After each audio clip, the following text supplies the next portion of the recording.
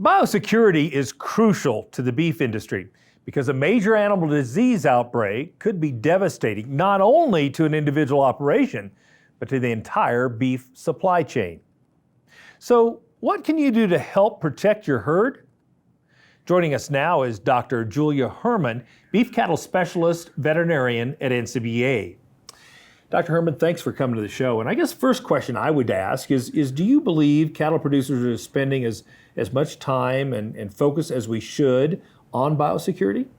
You know, that's a great question, and I think it depends on the individual operation. There are a lot of things that cattle producers do on a daily basis that play into that biosecurity plan or biosecurity prevention. That's working with the veterinarian for their herd health plan, improving their vaccination program, good nutrition. All of that plays into biosecurity. Mm-hmm. So I think a lot of producers are already doing that.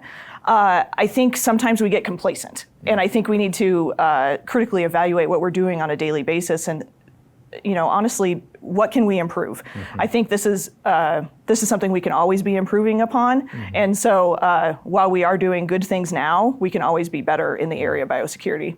But it's not just about producers. I mean, it's about the entire industry, and all segments really share responsibility in this. Is that correct? Absolutely. I mean, the cattle industry is very diverse. We know that, from our small operations to our big feed yards to including the dairy industry. Mm-hmm. We have a very diverse cattle industry, and each of those sectors feed into the next one. And so how can we best prepare that animal to go into the next sector, but also how do we protect them from spreading any diseases to other animals? So that could be respiratory disease, it could be trichomoniasis during breeding season. Mm-hmm. There are things that one operation might not think is important to the next, but we always need to be thinking about where that animal is going next and how do we best protect them.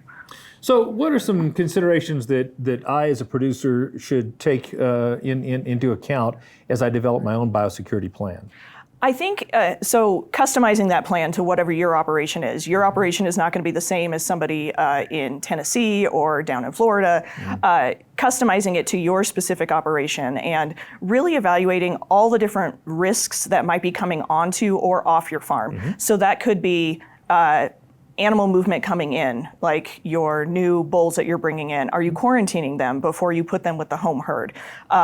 Do you have show animals on the property? Show animals have a higher biosecurity risk or a different biosecurity risk profile than your home herd. How do we protect your home herd from those? Different deliveries, like when you're getting your feed delivered, having all of those different industry stakeholders that are coming on and off your farm, even the mailman, you know, that can be considered a biosecurity risk. So it's really evaluating those everyday activities and what could be coming onto the farm, and how do we break up those cycles of transmission? And so are we providing coveralls to visitors? Are we providing boot covers? Is it just as simple as we keep visitors in the parking lot and we don't let them come onto the rest of the operation? So there are some practical ways that we can improve that biosecurity on the farm. And again, it just depends on what your operation, one, their goals are, but also what they're able to do, because we want it to be practical, we want it to be implementable. Absolutely. So what are some steps that producers can take to begin building their own biosecurity plan? Well, as we talked about, there's already steps being taken on a daily basis, but I think the big thing is working with your veterinarian in your resource group. So that could be the nutritionist, your state extension specialist, but veterinarians in particular are really trained to look at the big picture and look at all of those different biosecurity risks, not just from the health of the animal, but the health of the human. We have to keep our humans safe too.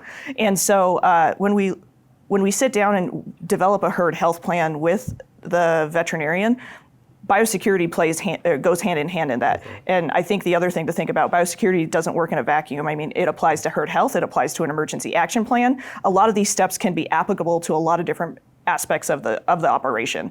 And so BQA has a really great tool. It's called the Daily Biosecurity Plan for Disease Prevention. And it goes through 12 different areas on the operation where we can really hone in on what we're doing now. Again, what are we doing now? What are the risks that are happening now? And what can we do to better protect in that, in case a disease comes onto the operation? Again, this could be something like BRD, maybe it's scours or something like that. How do we protect our animals once that disease, either protect it from the disease even coming on, but if it is there, how do we protect your healthy animals from your sick animals? Yeah. Thank you so much for your insight, and we'll circle back to you a little later in the show. Thank you, Kevin. Now, if you want to learn more about the Secure Beef Supply Plan or learn how to write a biosecurity plan that is specific to your own operation, just visit the website securebeef.org.